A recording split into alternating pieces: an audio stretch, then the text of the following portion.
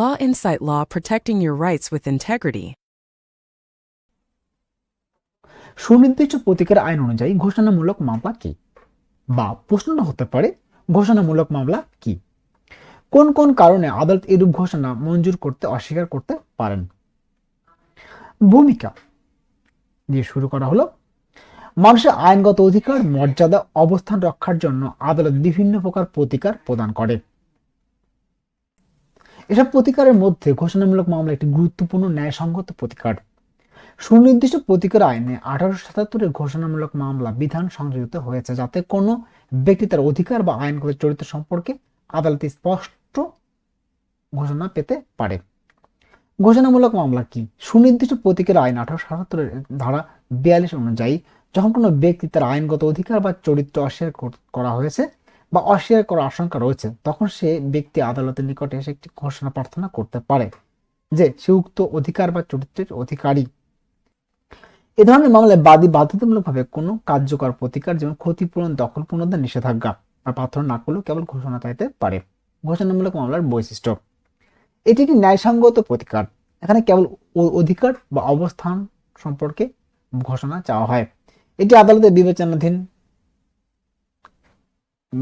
বিবেচনাধিকারীধীন। ঘোষণাটি ভবিষ্যৎ বিরোধ নিরসনে সহায়ক। ঘোষণার মাধ্যমে পক্ষগণ আইনি অবস্থান স্পষ্ট হয়। উদাহরণ: বাদী ঘোষণা চান যে একটি দলিল অবৈধ। বাদী ঘোষণা চান যে কোনো সম্পত্তি বৈধ মালিক। কোন উত্তরাধিকার আইনগত মর্যাদা সম্পর্কে ঘোষণা প্রার্থনা। কোন কোন কারণে আদালত ঘোষণামূলক ডিক্রি দিতে অস্বীকার করতে পারে। যদিও ঘোষণামূলক মামলা একটি গুরুত্বপূর্ণ প্রতিকার, তবুও আদালত নিম্নলিখিত কারণে ঘোষণা মঞ্জুর করতে অস্বীকার করতে পারে। অধিকতর প্রতিকার প্রার্থনা না করলে। ধারা 42 অনুসারে বাদী যদি ঘোষণার পাশাপাশি আরো কার্যকর প্রতিকার পাওয়ার অধিকারী হন কিন্তু তা প্রার্থনা না করেন, তবে আদালত ঘোষণামূলক ডিক্রি দিতে অস্বীকার করবে। উদাহরণ: বাদী দখল পুনরুদ্ধারের মামলা করতে পারতেন, কিন্তু কেবল মালিকানা ঘোষণাই চেয়েছেন, বাদীর আইনগত অধিকার বা চরিত্রে প্রমাণিত না হলে। যদি বাদী তার দাবি করা অধিকার বা আইনগত চরিত্র সম্পর্কে পর্যাপ্ত প্রমাণ দিতে ব্যর্থ হন, তাহলে আদালত ঘোষণা প্রদান করবেন না। ঘোষণার কোনো বাস্তব উপযোগিতা না থাকলে। যদি ঘোষণাটি কেবল তাত্ত্বিক বা অর্থহীন হয় এবং এর মাধ্যমে কোনো বাস্তব সুবিধা অর্জিত না হয়, তাহলে আদালত তা প্রদান করতে অস্বীকার করতে পারেন। মামলাটি কাল্পনিক বা ভবিষ্যৎ আশঙ্কা ভিত্তিক হলে, শুধুমাত্র সম্ভাব্য বা অনুমান নির্ভর বিরোধের ক্ষেত্রে ঘোষণামূলক মামলা গ্রহণযোগ্য নয়। বাদী পরিষ্কার হাতে আদালতে না এলে। ন্যায়প্রণতা নীতি অনুযায়ী যদি বাদী প্রতারণা, অসদাচরণ বা তথ্য গোপনের মাধ্যমে আদালতে দ্বারস্থ হন, তাহলে আদালত ঘোষণামূলক প্রতিকারের নীতি অস্বীকার করতে পারেন। মামলা আইনগতভাবে গ্রহণযোগ্য না হলে, যেমন মামলার সীমাবদ্ধতা আইন দ্বারা বাধাগ্রস্ত হলে, মামলার প্রয়োজনীয় পক্ষ অন্তর্ভুক্ত না থাকলে, আদালতে এখতিয়ার না থাকলে, প্রতিপক্ষের অধিকার অন্যায়ভাবে ক্ষুণ্ণ হলে, যদি ঘোষণামূলক ডিক্রি প্রদান করলে অন্য পক্ষের বৈধ অধিকার অন্যায়ভাবে ক্ষতিগ্রস্ত হয়, তাহলে আদালত তা দিতে অস্বীকার করতে পারেন। উপসংহার: ঘোষণামূলক মামলা ব্যক্তির আইনগত অধিকার ও অবস্থান নির্ধারণের একটি কার্যকর মাধ্যম হলে এটি আদালত বিবেচনাধীন প্রদত্ত প্রতিকার। সুনির্দিষ্ট প্রতিকার আইন ও ন্যায়প্রণতা নীতি পূরণ না হলে আদালত এ ধরনের ঘোষণা মঞ্জুর করতে অস্বীকার করতে পারেন। অন্তর্বর্তীকালীন নিষেধাজ্ঞা কি? অন্তর্বর্তীকালীন নিষেধাজ্ঞা অস্থায়ী নিষেধাজ্ঞার মধ্যে পার্থক্য। ভূমিকা: ন্যায় বিচার নিশ্চিত করার জন্য আদালত কখনো কখনো মামলার চূড়ান্ত নিষ্পত্তির পূর্বে কিছু আদেশ প্রদান করে থাকে, যাতে মামলার বিষয়বস্তু অক্ষুণ্ণ থাকে এবং কোনো পক্ষ অন্যায় সুবিধা গ্রহণ করতে না পারে। নিষেধাজ্ঞা এরূপ একটি গুরুত্বপূর্ণ ন্যায়সঙ্গত প্রতিকার। এর মধ্যে অন্তর্বর্তীকালীন অস্থায়ী নিষেধাজ্ঞা বিশেষভাবে উল্লেখযোগ্য। অন্তর্বর্তীকালীন নিষেধাজ্ঞা কি? অন্তর্বর্তীকালীন নিষেধাজ্ঞা হলো এমন একটি আদালত প্রদত্ত আদেশ যা মামলা দায়েরের পর কিন্তু অস্থায়ী নিষেধাজ্ঞা প্রদানের পূর্ববর্তী সময়ের জন্য দেওয়া হয়। যদি সাধারণ স্বল্প সময়ের জন্য, অনেক ক্ষেত্রে একতরফাভাবে প্রদান করা হয়, যাতে হঠাৎ কোনো অপূরণীয় ক্ষতি না ঘটে। অন্তর্বর্তীকালীন নিষেধাজ্ঞার উদ্দেশ্য মামলার বিষয়বস্তু সংরক্ষণ করা, পক্ষগণের মধ্যে বিদ্যমান অবস্থা বজায় রাখা। অস্থায়ী নিষেধাজ্ঞা শুনানি পর্যন্ত ক্ষতি প্রতিরোধ করে। উদাহরণ: সম্পত্তি সংক্রান্ত মামলায় আদালত অস্থায়ী নিষেধাজ্ঞা আবেদন শুনানির পূর্বে প্রতিপক্ষকে সম্পত্তি হস্তান্তর না করার আদেশ প্রদান করে। অস্থায়ী নিষেধাজ্ঞা কি?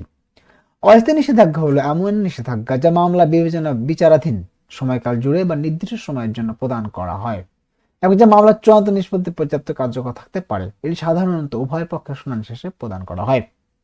অস্থায়ী নিষেধাজ্ঞা বিধান রয়েছে দেওয়ানি কার্যবিধি 1908 অর্ডার। অন্তর্বর্তীকালীন অস্থায়ী নিষেধাজ্ঞার মধ্যে পার্থক্য। বিষয় প্রকৃতি। অন্তর্বর্তীকালীন নিষেধাজ্ঞা স্বল্পমেয়াদী জরুরি, অস্থায়ী নিষেধাজ্ঞা তুলনামূলকভাবে দীর্ঘমেয়াদী। প্রদানের সময় মামলা দায়েরের পরপরই, প্রাথমিক শুনানি শেষে। শুনানি সাধারণত একতরফা হয়, উভয় পক্ষের শুনানি শেষে। কার্যকাল অস্থায়ী নিষেধাজ্ঞা পর্যন্ত অন্তর্বর্তীকালীন নিষেধাজ্ঞা, আর অস্থায়ী নিষেধাজ্ঞা হচ্ছে মামলা নিষ্পত্তি পর্যন্ত। উদ্দেশ্য তাৎক্ষণিক ক্ষতিরোধ আর অধিকার সংরক্ষণ, আইনি ভিত্তিক। আদালতে অন্তর্নিহিত ক্ষমতা সিপিসি অর্ডার নং, এইটা রোমান চিহ্ন দিয়ে করা আছে, এটা পড়ে নেবেন। স্থায়িত্ব খুব অল্প সময়ের জন্য, নির্দিষ্ট সময় ব্যবসা মামলা শেষ হওয়া পর্যন্ত। উপসংহার অন্তর্বর্তীকালীন অস্থায়ী নিষেধাজ্ঞার উভয় ন্যায় বিচার নিশ্চিত করার জন্য করার গুরুত্বপূর্ণ উপকরণ হলো এদের প্রকৃতি, সময়কাল এবং প্রয়োগ মৌলিক পার্থক্য রয়েছে। জরুরি অবস্থায় অন্তর্বর্তীকালীন নিষেধাজ্ঞা তাৎক্ষণিক সুরক্ষা দেয়, আর অস্থায়ী নিষেধাজ্ঞা মামলা বিচারকালীন সময় পক্ষগণ অধিকার সংরক্ষণ করে। সুনির্দিষ্ট চুক্তি পালন বলতে কি বোঝায়? কোন কোন চুক্তি সুনির্দিষ্টভাবে কার্যকর করা যায় এবং কোন কোন চুক্তি সুনির্দিষ্টভাবে কার্যকর করা যায় না, উদাহরণ সহ আলোচনা করুন। ভূমিকা চুক্তি ভঙ্গের ক্ষেত্রে সাধারণ ক্ষতিপূরণ একটি প্রচলিত প্রতিকার, তবে অনেক ক্ষেত্রে ক্ষতিপূরণ দ্বারা প্রকৃত ন্যায় বিচার নিশ্চিত হয় না। এই অবস্থায় আদালত ন্যায়পরণতার নীতি অনুসরণে চুক্তি সত্ত্ব সমূহ যথাযথ পালন করার নির্দেশ প্রদান করে, যাকে সুনির্দিষ্ট চুক্তি পালন বলা হয়। সুনির্দিষ্ট চুক্তি পালন কি? সুনির্দিষ্ট চুক্তি পালন স্পেসিফিক পারফরমেন্স অফ কন্ট্রাক্ট বলতে বোঝায় আদালত কর্তৃক প্রদত্ত এমন একটি আদেশ যার মাধ্যমে চুক্তিভুক্ত পক্ষ চুক্তির নির্দিষ্ট শর্তাবলী যথাযথভাবে পালন করতে বাধ্য করা হয়, কেবল ক্ষতিপূরণ প্রদানের পরিবর্তে। এটি ন্যায়সঙ্গত প্রতিকার এবং এটি আদালতে বিচারাধীন প্রদান করা হয়। আইনি ভিত্তি সুনির্দিষ্ট প্রতিকার আইনে 1877 ধারা 12 থেকে 30 সাধারণ উল্লেখযোগ্য বিধানসমূহ। উদাহরণ: একটি নির্দিষ্ট জমি বিক্রয় চুক্তি ভঙ্গ হলে আদালত বিক্রেতাকে জমি রেজিস্ট্রি করে দিতে নির্দেশ দিতে পারে। কোন কোন চুক্তি সুনির্দিষ্টভাবে কার্যকর করা যায়? নিম্নলিখিত চুক্তিসমূহ সাধারণত সুনির্দিষ্টভাবে কার্যকর করা যায়। অস্থাবর সম্পত্তি সংক্রান্ত চুক্তি, ভূমি, বাড়ি বা ভবন সংক্রান্ত চুক্তি সাধারণত সুনির্দিষ্টভাবে কার্যকরযোগ্য, কারণ প্রতিটি জমি অন্যান্য। উদাহরণ: নির্দিষ্ট প্লটে বিক্রয় চুক্তি। বিশেষ বা অন্যান্য প্রকৃতি দ্রব্য সংক্রান্ত চুক্তি, যে বস্তু সহজে বাজার থেকে পাওয়া যায় না। উদাহরণ: দুর্লভ পেইন্টিং, পারিবারিক উত্তরাধিকার সূত্রে প্রাপ্ত অলঙ্কারাদি বিক্রয় চুক্তি। ক্ষতিপূরণ অপ্রতুলিত হলে, যেখানে ক্ষতিপূরণ যথেষ্ট প্রতিকার নয়। উদাহরণ: একটি বিশেষ স্থানে দোকান ভাড়া দেওয়ার চুক্তি। ট্রাস্ট সংক্রান্ত চুক্তি, ট্রাস্ট বাস্তবায়নের চুক্তি সুনির্দিষ্টভাবে কার্যকরযোগ্য। উদাহরণ: ট্রাস্টের পারিবারিক দায়িত্ব পালন চুক্তি। নেতিবাচক শর্তযুক্ত চুক্তি, যেখানে কোনো পক্ষকে কোনো কাজ না করতে বাধ্য করা হয়। উদাহরণ: চাকরির সময় নির্দিষ্ট প্রতিষ্ঠানে কাজ না করা সত্ত্বে। কোন কোন চুক্তি সুনির্দিষ্টভাবে কার্যকর করা যায় না? ব্যক্তিগত যোগ্যতা বা দক্ষতা ভিত্তিক চুক্তি, যেখানে ব্যক্তিগত ইচ্ছা, দক্ষতা বা যোগ্যতা গুরুত্বপূর্ণ। উদাহরণ: গায়ক দ্বারা গান গাওয়ার চুক্তি।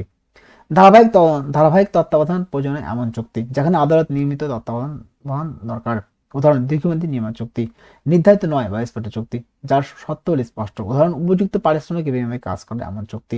ক্ষতিপূরণের যথেষ্ট প্রতিকার হলে, যেখানে অর্থমূলক ক্ষতি সহজে নির্ভর করা যায়। উদাহরণ: সাধারণ পণ্য বিক্রয় চুক্তি। অবৈধ বা অনৈতিক চুক্তি, আইন বিরোধী চুক্তি কখনো সুনির্দিষ্ট কার্যকর করা যায় না। উদাহরণ: চোরাচালান সংক্রান্ত চুক্তি। নির্ধারিত সময়সীমা অতিক্রান্ত হলে, যদি মামলা লিমিটেশন দ্বারা নিষিদ্ধ হয়। সুনির্দিষ্ট চুক্তি পালনের চুক্তি ভঙ্গের ক্ষেত্রে একটি শক্তিশালী ন্যায়সঙ্গত প্রতিকার, তবে সব চুক্তির ক্ষেত্রে এটি প্রযোজ্য নয়। চুক্তির প্রকৃতি সত্ত্বে স্পষ্টতা, ন্যায়পরণতার নীতি বিবেচনা করে আদালত সিদ্ধান্ত গ্রহণ করে যে কোন চুক্তি সুনির্দিষ্টভাবে কার্যকরযোগ্য হবে কিনা।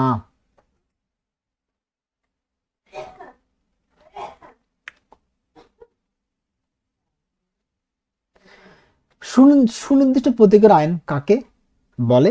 স্থাবর সম্পত্তি দখল পুনরুদ্ধারের ক্ষেত্রে সুনির্দিষ্ট প্রতিকার আইন 8 এবং 9 ধারা কি ধরনের প্রক্রিয়ার কথা বলা হয়েছে?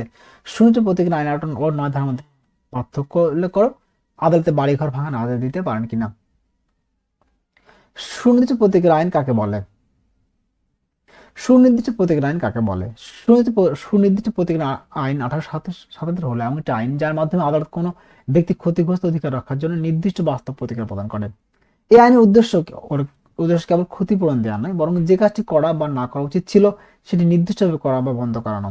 উদাহরণ: সম্পত্তি দখল পুনরুদ্ধার, চুক্তি নির্দিষ্টভাবে পালন, নিষেধাজ্ঞা জারি, দলিল বাতিল বা সংশোধন। স্থাবর সম্পত্তি দখল পুনরুদ্ধারের ক্ষেত্রে সুনির্দিষ্ট প্রতিকার আইনে 8 ও 9 ধারায় কি ধরনের প্রক্রিয়ার কথা বলা হয়েছে? ধারা 8 স্থাবর সম্পত্তি দখল পুনরুদ্ধার। ধারা 8 বিধান। ধারা 8 অনুযায়ী, যে ব্যক্তি আইনগত মালিক বা বৈধ স্বত্বাধিকারী, তিনি যদি তার স্থাবর সম্পত্তি দখল হারান, তবে তিনি মালিকানা বা সত্ত্ব প্রমাণের মাধ্যমে আদালত বা মামলা করে দখল প্রদান করতে পারেন। ধারা 8-এর বৈশিষ্ট্য, মালিকানা বা সত্ত্ব প্রমাণের আবশ্যক বা সাধারণ দেওয়ানি মামলা, লিমিটেশন অ্যাক্ট প্রযোজ্য, চূড়ান্ত পূর্ণাঙ্গ প্রতিকার, দীর্ঘ বিচার প্রক্রিয়া। উদাহরণ, জমি প্রকৃত মালিকের জোরপূর্বক দখলচ্যুত করা হলে তিনি ধারা 8 অনুযায়ী মামলা করতে পারেন। ধারা 9, বেআইনি দখলচ্যুত ব্যক্তি দখল পুনরুদ্ধার। ধারা 9 বিধান, ধারা 9 অনুযায়ী যদি কোনো ব্যক্তিকে আইনের যথাযথ প্রক্রিয়া ব্যতীত otherwise than due causes of law স্থাপন সময় দখল থেকে উচ্ছেদ করা হয়, তবে তিনি মালিকানা প্রমাণ না করে কেবল পূর্ব দখল বেআইনি উচ্ছেদ প্রমাণ করে 6 মাসের মধ্যে মামলা করে দখল প্রদান করতে পারেন। ধারা 9 এর বৈশিষ্ট্য, মালিকানার প্রশ্ন অপ্রাসঙ্গিক সংক্ষিপ্ত দ্রুত বিচার, আপিল ডিভিশন নেই, 6 মাসের সময়সীমা বাধ্যতামূলক। উদাহরণ, ভাটিয়াকে আদালতে আদেশ ছাড়া জোরপূর্বক বের করে দিলে তিনি তার 9 ধারা অনুযায়ী মামলা করতে পারেন। সুনির্দিষ্ট প্রতিক্রিয়া আইন 8 ও 9 ধারার পার্থক্য। বিষয়, মামলার প্রকৃতি। ধারা 8 সাধারণ দেওয়ানি মামলা, ধারা 9 সংক্ষিপ্ত মামলা। মালিকানা প্রমাণ আবশ্যক, প্রয়োজন নেই। দখলের ভিত্তি, আইনগত অধিকার, পূর্ব দখল। সময়সীমা লিমিটেশন অ্যাক্ট অনুযায়ী ধারা 9 6 মাস। আপিল করা যায় না। উদ্দেশ্য, চূড়ান্ত প্রতিকার। ধারা, তাৎক্ষণিক প্রতিকার। বিচারকাল দীর্ঘ স্বল্প। আদালতে বাড়ি ভাঙা আদেশ দিতে পারেন কি না? উত্তর, হ্যাঁ পারেন, নির্দিষ্ট শর্তে। আদালত সুনির্দিষ্ট প্রতিকার আইনের অধীনে নিষেধাজ্ঞা, বাধ্যতামূলক নিষেধাজ্ঞা জারি করে অবৈধভাবে নির্মিত বাড়িঘর স্থাপনা ভাঙার আদেশ দিতে পারেন। কখন আদালত বাড়ি ঘর ভাঙার আদেশ দেন? অবৈধভাবে অন্যের জমিতে নির্মাণ হলে, জোরপূর্বক দখল অংশ হিসাবে ঘর নির্মিত হলে, আদালত নিষেধাজ্ঞা অমান্য করে নির্মাণ হলে, ন্যায় বিচারে প্রতিষ্ঠার জন্য ধ্বংস অপরাধ হল। উদাহরণ, প্রতিবেশী জোরপূর্বক অন্যের জমিতে টিন শেড ঘর নির্মাণ করলে আদালত তা অপসারণ বা ভাঙার আদেশ দিতে পারেন। উপসংহার, স্থাবর সম্পত্তি দখল পুনরুদ্ধার। সুনির্দিষ্ট প্রতিকার আইন 8 ও 9 ধারা অত্যন্ত গুরুত্বপূর্ণ। ধারা 8 চূড়ান্ত মালিকানা ভিত্তিক প্রতিকার প্রদান করে, আর ধারা 9 তাৎক্ষণিক বেআইনি দখল রোধ করে। ন্যায় বিচার প্রতিষ্ঠার স্বার্থে আদালত প্রয়োজনে অবৈধ নির্মাণ ভাঙার আদেশ দিতে ক্ষমতাবান। এই প্রশ্নটি সর্বশেষ প্রশ্ন। তো আপনারা যে প্রশ্নগুলো আলোচনা করা হয়েছে পর্যন্ত, সেই প্রশ্নগুলো সুন্দরভাবে পড়বেন। এর মধ্যে থেকে এবারের পরীক্ষা আশা করি পাবেন। আর আজকে যে দুটো প্রশ্ন আলোচনা করা হলো, এই দুটোর মধ্যে একটা অবশ্যই পেতে পারেন। সেটা বলা যাচ্ছে না পাবেন কিনা, তবে পেতে পারেন। আরেকটা কথা, প্রতিটা প্রশ্ন সুন্দর করে লিখবেন। আমার ওয়েবসাইটে সুন্দর করে প্রশ্নগুলো সাজিয়ে দেওয়া আছে। আপনারা প্রতিটা ভিডিওতে প্রশ্ন দেখে ভিডিও ডিসক্রিপশন বক্সে লিঙ্ক দেওয়া আছে, সেখানে আপনারা ঢুকে সেই লিঙ্কের মাধ্যমে লিখে ক্লিক করে আমার ওয়েবসাইটে গিয়ে ওই নির্দিষ্ট প্রশ্নটি খুঁজে পেতে পারেন। আর হচ্ছে এই যে সাজেশনগুলো দেওয়া আছে, সাজেশনগুলো হচ্ছে সঠিকভাবে পড়বেন, পড়লে দেখবেন অবশ্যই কমন পাবেন। ধন্যবাদ সবাইকে, সবাই ভালো থাকবেন।